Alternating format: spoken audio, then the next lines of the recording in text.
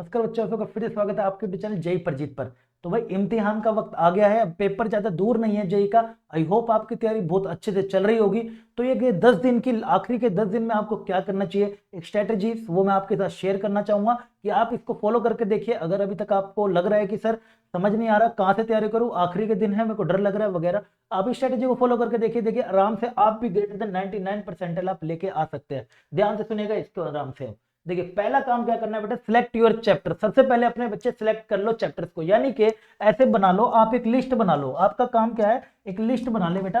क्या करेगा, जैसे कि यहां पर केमिस्ट्री और फिजिक्स और यहां पर मैथ, ठीक है, एक आप अपने इस तरीके से एक लिस्ट बना लो सबसे पहले। अब केमिस्ट्री में जितने चैप्टर्स आपने अभी तक अगर आप तैयारी कर रहे थे, जितने चैप्टर्स आपने करे हैं, वो सब आप एक पहला काम आपने ये करना है, एक लिस्टिंग करना। ये सबसे ज्यादा जरूरी होता है, आपको पता होना चाहिए मैंने कितने चैप्टर्स कर लिए और किसको मैं पकड़ बना के जाने वाला हूं।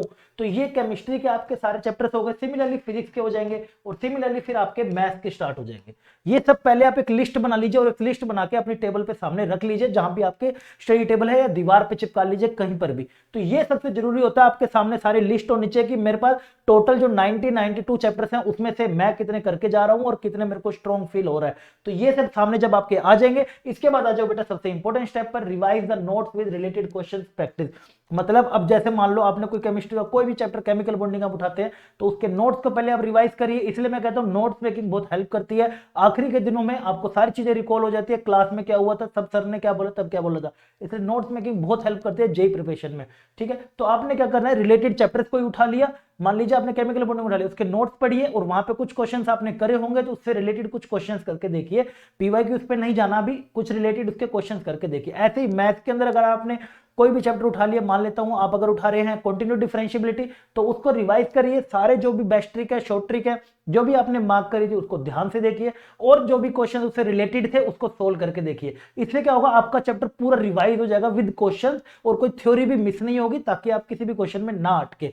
सबसे जरूरी ये वाला काम होता है। ठीक है, आपको रिवाइज करने, नोट सब कुछ याद हो जाना चाहिए एक एक चैप्टर का, जिसकी आपने लिस्ट बनाई थी बच्चे। अब आ जाए बेटा सबसे इंपॉर्टेंट स्टेप पर, सोल्व पीवाईक्यूज और रिस्पेक्टिव चैप्टर।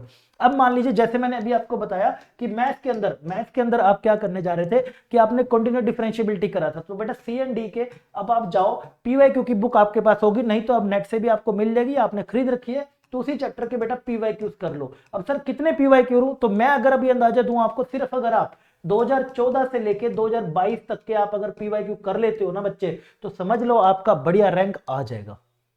2014 से 2022 के इस चैप्टर के कर लेना। ऐसे अगला चैप्टर मान लेता हूं आप कोऑर्डिनेट ज्योमेट्री को लेके जा रहे हो, पूरी की पूरी कोऑर्डिनेट ज्योमेट्री आप बांध के जा रहे हो कि सर मैं कोऑर्डिनेट ज्योमेट्री करके जाऊंगा, जितने 4 क्वेश्चन आते हैं, 5 क्वेश्चन जितने भी आते हैं, तो इसके बेटा पीवाईक्यूज जरूर करके जाना। कहां से लेके, पहले तो रिवाइज सारी ट्रिक्स वगैरह सब कुछ, और फिर इसके पीवाईक्यूज भी कहां से, 2014 से 2022।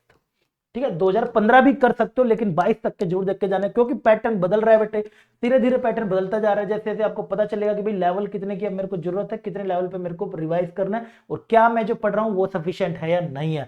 तो रिस्पेक्टिव चैप्टर्स के ऐसे साथ साथ खत्म करते जाइए। यानी कि कोई चैप्टर उठाया केमिस्ट्री का नोट्स रिवाइज करे मैंने, उस रिलेटेड क्वेश्चन देख लिए और उसको चैप्टर के पीवाईक्यूज कर लिए। मैथ्स की बारी जब आई, मैथ्स को उठाया, फिर उसके पीवाईक्यूज कर लिए, और वो जब फिजिक्स की बारी है तो फिजिक्स कर लिए।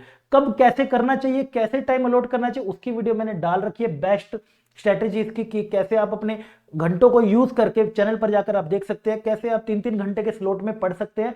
किसी भी चैप्टर से, किसी भी सब्जेक्ट से आपने दिल नहीं लगाना होता है, और 3 घंटे में रिवाइज सारे सब्जेक्ट कैसे करना होता है, पूरी स्ट्रेटेजी की वीडियो मैंने चैनल पर जा रखी है, वहां से देख सकते हो बेस्ट स्ट्रेटेजीज की अपने टाइम को यूटिलाइज करने के लिए, बेस्ट सेल्फ स्टडी स्ट्रेटेजी। अब आ जाओ बेटे आगे इसी की तरफ। तो पीवाईक्यूज आपने सबके कर लिए, अब आ जाओ पीवाईक्यू। पीवाईक्यू करने के बाद आ जाता है भाई द फाइनल। ठीक है, अब आपको बेटा क्या करना है, फाइनल पे आ जाइए। फाइनल अब आपका क्या होगा, फाइनल में आपने देने हैं बेटा मॉक। मॉक बहुत जरूरी होते हैं बेटा, किसी भी चीज के लिए बहुत जरूरी होते हैं मॉक। आपको 3-3 घंटे के मॉक देने, लेकिन पहले ये सारा रिवाइज कराना, चैप्टर का पीवाईक्यूज कराना, तब आप आना मॉक पे, क्योंकि मॉक में तो मिक्स ऑफ क्वेश्चंस होंगे, तो मॉक जरूर देके जाना। बच्चे ऐसे ऐसे भी मैंने देखे हैं कि सर सब कुछ आता था, लेकिन पेपर में मेरे से कुछ भी नहीं हो पाया, मेरे दिमाग में नहीं आया मेरे को ये करना है या ये टॉपिक करना, मेरे को कुछ भी रिकॉल नहीं हो पाया। वो उसका कारण था प्रैक्टिस। मॉक की प्रैक्टिस नहीं करी भाई, क्वेश्चन प्रैक्टिस करी लेकिन मॉक की प्रैक्टिस नहीं करी, क्योंकि मॉक आपको सिखाता है कि कब आपको स्किप करना है क्वेश्चन, कब नहीं करना, और जल्दी जल्दी कैसे सोचना है, टाइमर में काम कैसे करना है, स्ट्रेस में काम कैसे करना है, वो सब मैं इसमें आप सीखते हो मॉक के अंदर। तो एटलीस्ट आपने बेटा, अगर हम पेपर की बात करें, हमारा 24 जुलाई को, जून को हमारा जनवरी को हमारा पेपर आ रहा है पहला, तो मैं मान के चल रहा हूं आप सिर्फ 22 तक, अगर आप सिर्फ 22 या 23 तक आप सारा कुछ पढ़ लेते हैं, 22 तक समझ लीजिए पढ़ लेते हैं, 23 को बस बैठ के आप ऊपर से जो अपने नोट्स बनाए थे जिसमें आपने मार्क करा था ब्लू से रेड से, जो भी आपने शॉर्ट ट्रिक्स कहीं पे देखी थी, फॉर्मूला देखा था, सिर्फ आप उन्हीं को थोरो कर रहे होंगे ऊपर से 23 को बैठ के। ओके, यहाँ पे आपको मॉक नहीं देना है, 23 तारीख को बिल्कुल भी मॉक नहीं देना है, सिर्फ 22 तक ही आपने मॉक देने हैं, और कोशिश करिए 6 से 8 मॉक आप दे सके तब तक। इसलिए पूरी जी जान लगा दीजिए जितनी आप लगा सकते हैं आखिरी के 10 दिनों में, क्योंकि ये 10 दिन आपकी पूरी जिंदगी बदल सकते हैं। निकाल दोगे तब भी जिंदगी बदल जाएगी, नहीं निकालोगे तब भी शायद जिंदगी बदल सकती है। ठीक है, तो इन चीजों का आपने ध्यान रखना है, और मॉक देखना आपके लिए बहुत ज्यादा जरूरी हो जाएगा, ये बात का बस आप बच्चे ध्यान रखिएगा। तो ये स्ट्रेटेजीज अगर आप फॉलो करते हैं तो definitely you will also get greater than 99 percentile. अगर इसमें कोई डाउट है, कोई पे कोई दिक्कत आती है, नीचे कमेंट सेक्शन में आप बता सकते हो, और भी मैं इसके ऊपर डिटेल आपको बताता रहूंगा इंपॉर्टेंट चैप्टर्स के लिए, तो उसके लिए आप चैनल को सब्सक्राइब कर लेना एंड वीडियो को लाइक कर देना। मिलते हैं अगली वीडियो में अमेजिंग कंटेंट के साथ, तब तक ध्यान लगाइए, अच्छे से पढ़िए, और जी जान लगा के इस 10 दिन के अंदर बदल दीजिए अपनी पूरी जिंदगी। ठीक है, मिलते हैं अगली वीडियो, तब तक के लिए बाय बाय, टेक केयर, जय